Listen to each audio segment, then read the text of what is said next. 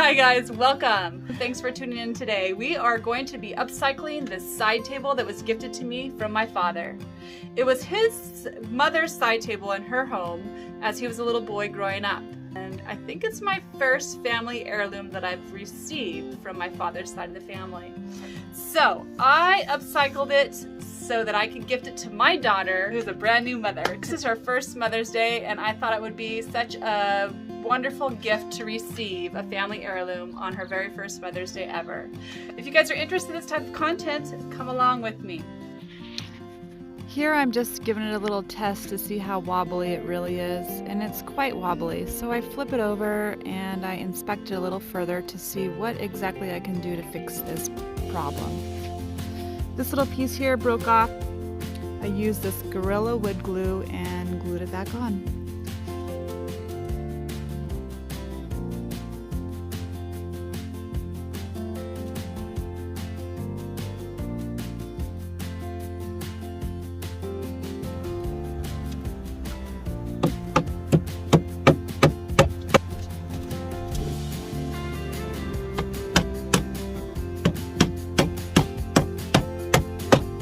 Way to fix the wobble.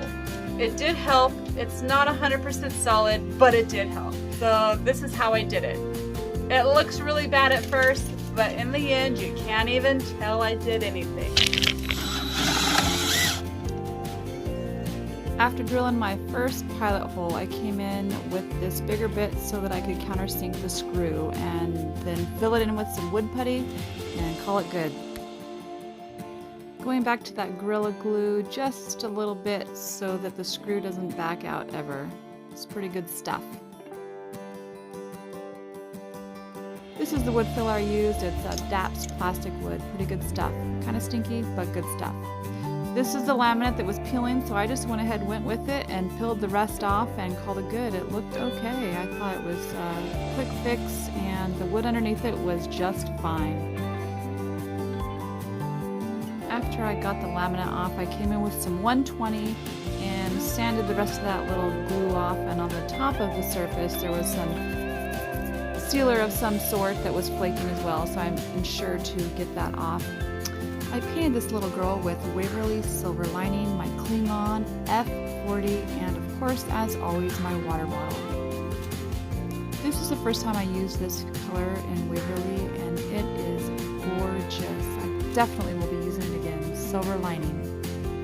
As always, when using a chalk or clay-based paint, keep the surface moist. Then the paint will just slide on like butter.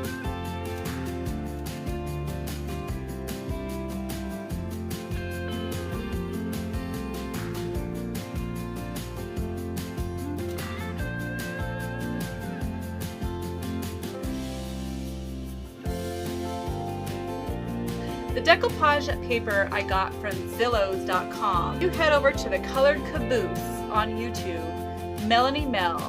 Find a video where she decoupaged a pinup girl on a 50s dresser when she went to boot camp.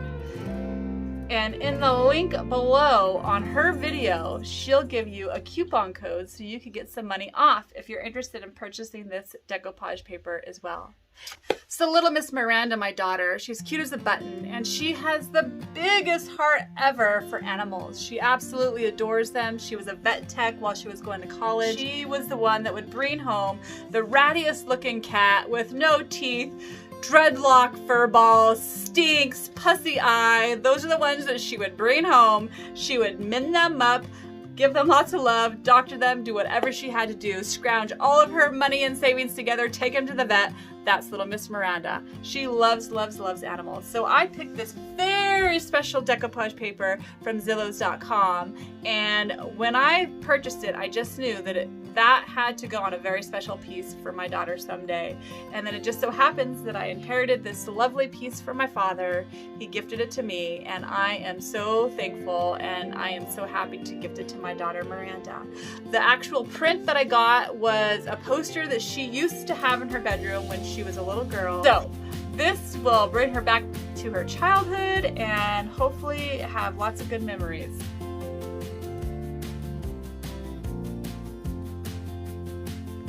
There are lots of different ways to cut your decoupage paper to size. I was just using my thumbnail there so that I could put a little crease in the paper. I cut it with some scissors, laid decoupage glue down on the table, and then I carefully laid it out.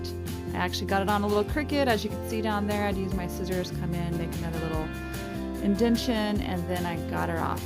So I generously, I'll say it again, generously put down some decoupage medium, and I think I got it just a little too thick because it did come out just slightly streaky after it dried, but lesson learned. So there you can see me just cutting my decoupage paper to size and getting it all on there just so.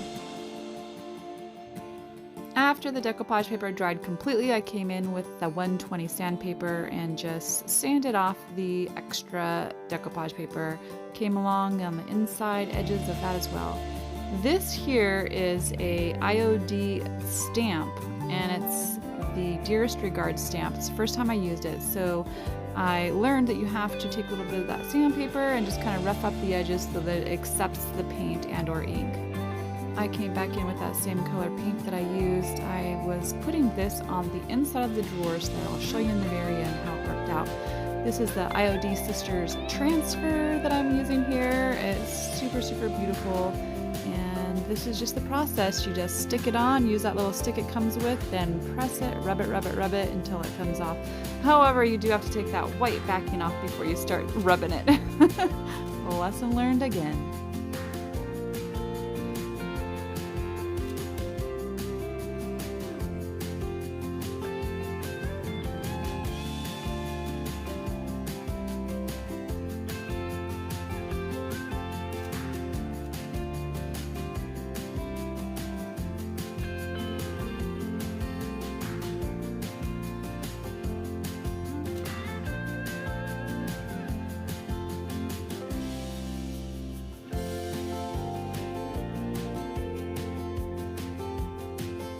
Alrighty, the last step, sealing it up with some liquid patina by Debbie's Design Diary. Thank you guys so much for joining me on this video, on this journey. It was a real treat to be able to upcycle such a precious gift to me and then gift it to my daughter. I really, really love this piece, and I hope that my daughter gets lots of use out of it for years to come. If you guys like this video, don't forget to go ahead and click that like button, subscribe, share, and comment. Let me know who you are and where you're from. I'm always interested in connecting with you folks and seeing where you come from. All right, stay tuned, guys. More videos to come. As always, chase that sunshine, whatever that means for you. Bye.